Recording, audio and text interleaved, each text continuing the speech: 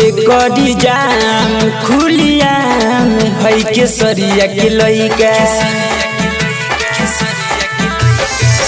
road करी जाम खुलियाम है खजुरिया के लइका बाबे रंगदार सकी सहे नाई रोग के तइका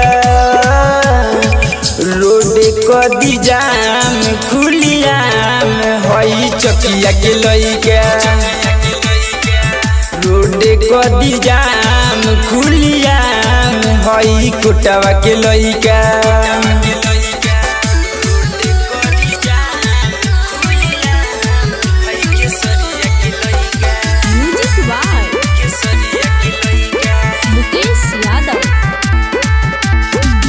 रे उमिरिया में छैले बा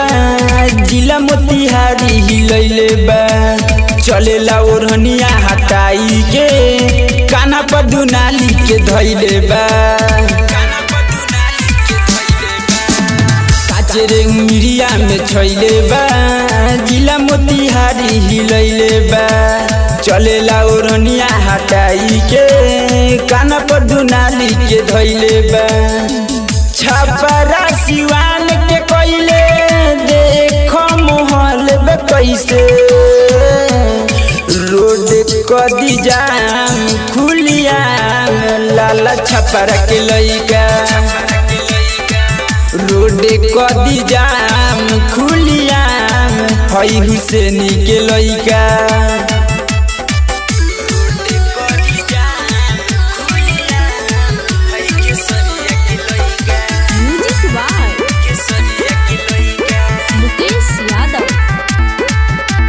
सबका के अपन बनैले बा पूरा मफिया के झुकैले बा सनदी शरारती के बोलैले बा देख चंदनवा के अपनैले बा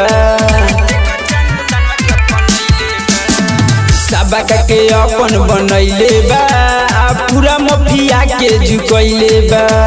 सनदी शरारती के बोलैले बा